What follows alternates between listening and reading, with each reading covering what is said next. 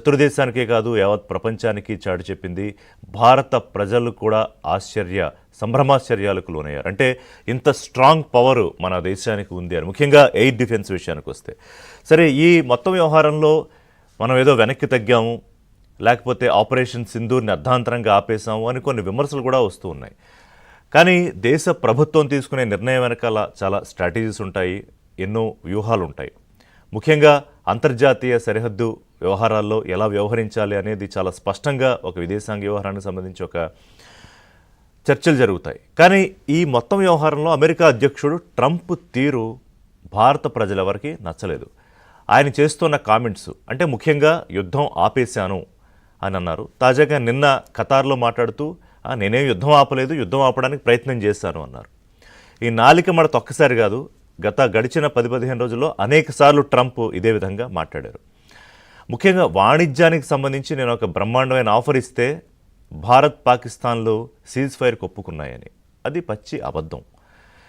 అలాగే నిన్న ఒక బంపర్ ఆఫరు భారత్ అమెరికాకి ఇచ్చిందన్నారు. ఏది? జీరో టారిఫ్కి సంబంధించి భారత్ అమెరికాకి బంపర్ ఆఫర్ ఇచ్చింది అని చెప్పి దాన్ని విదేశాంగ మంత్రి చాలా స్పష్టంగా ట్వీట్ ద్వారా ఖండించారు. యాపిల్ కంపెనీ పూర్తి స్థాయిలో తన ప్రొడక్షన్ని భారతదేశంలో పెట్టడానికి చేసుకుంటున్న ఏర్పాట్ల విషయంలో కూడా ఆయన అక్కసు వెళ్ళగక్కారు. సీఈఓ టిమ్ కుక్తోనే వాళ్ళ పని వాళ్ళు చేసుకుంటారు, భారత్కి ఎలా చేసుకోవాలో తెలుసు, నువ్వు అమెరికాలో పెట్టు అని చెప్పి.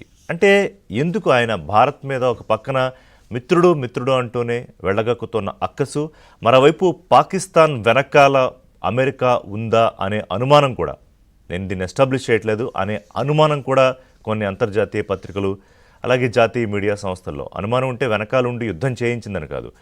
అంతర్జాతీయ మానిటరీ ఫండ్కి సంబంధించి అమెరికా కనుక జోక్యం చేసుకోకపోతే, ఒకవేళ అమెరికా చొరవ తీసుకోకపోతే అది పాకిస్తాన్కి ఎట్టి పరిస్థితుల్లోనూ వచ్చే అవకాశం లేదు. ఇక ఎందుకు భారత ప్రధాని ఈ విషయంలో మౌనంగా ఉన్నారు? ట్రంప్ ఏం మాట్లాడుతున్నా మనం ఎందుకు కామ్గా ఉన్నాం?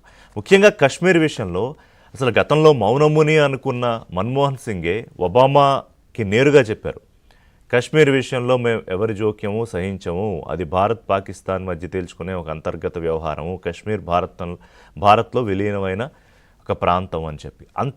ఏది ఆయన మీద అనేక విమర్శలు ఉండేవి, ఎక్కడ ఆయన మాట్లాడు నోరు విప్పుడు అనేది. కానీ కశ్మీర్ విషయం వస్తే మాత్రం ఆయన స్పష్టంగా ఒబామాకి చెప్తే, ఇవాళ మోడీ ఎందుకు ట్రంప్కి చెప్పలేకపోతున్నారు అనేది ఒకటి మాట్లాడాలి. ఇక సరే, పాకిస్తాన్కి పూర్తిగా అనుకూలంగా ఉన్న దేశాలు అంటే చైనా పాకిస్తాన్ని టూల్గా వాడుకుని భారత్ మీద తన ప్రతీకారం తీర్చుకోవాలనుకుంటోందా? అనేక అంతర్జాతీయ మీడియా కథనాలు చూస్తే అది స్పష్టంగా తేటతెల్లం అవుతుంది. గత 50 ఏళ్లుగా యుద్ధం చేయని చైనా తన లేటెస్ట్ వెపన్ టెక్నాలజీని భారత్ మీద పాకిస్తాన్ యుద్ధంలో ప్రయోగించింది అనేది. నాట్ ఓన్లీ వెపన్స్, టెక్నాలజీ ఇచ్చింది, అలాగే ట్రైనింగ్ కూడా చేసింది అని చెప్పి దాని గురించి కూడా మాట్లాడదాం. మరి తుర్కియా లాంటి ఒక దేశం, అసలు కృతజ్ఞత అనే పేరుకి, గ్రాటిట్యూడ్ అనే పేరుకి అర్థం తెలియని ఒక దేశం క్లియర్గా ఎనిమీ కంట్రీగా నిలబడింది ఇవాళ భారత్కి. గతంలో వాళ్ళకి భూకంపం వస్తే ఆపరేషన్ దోస్త్ పేరుతో భారత్ చేసిన సాయాన్ని మర్చిపోయి పాకిస్తాన్ వైపు ఉన్నామని చెప్తే, సరే కొన్ని చర్యలు తీసుకుంటూ ఉన్నాం, వాటి సంస్థలకు సంబంధించి కార్యకలాపాల నిషేధము, లేకపోతే అక్కడ యూనివర్సిటీలతో ఉన్న ఒప్పందాలు రద్దు, ముఖ్యంగా అజర్బైజాన్ మరొక తుర్కియా పక్కన ఇండియాకి అగెనిస్ట్గా నించున్న ఒక దేశం విషయంలో కూడా స్పష్టమైన చర్యలు తీసుకుంటున్నాం. అలాగే భారత పర్యాటకం కూడా అక్కడికి తగ్గించేసుకునే పరిస్థితి, వెళ్ళట్లేదు పర్యాటకులు. గత వారం రోజుల్లో 50% పైగా క్యాన్సిలేషన్స్ జరిగాయి.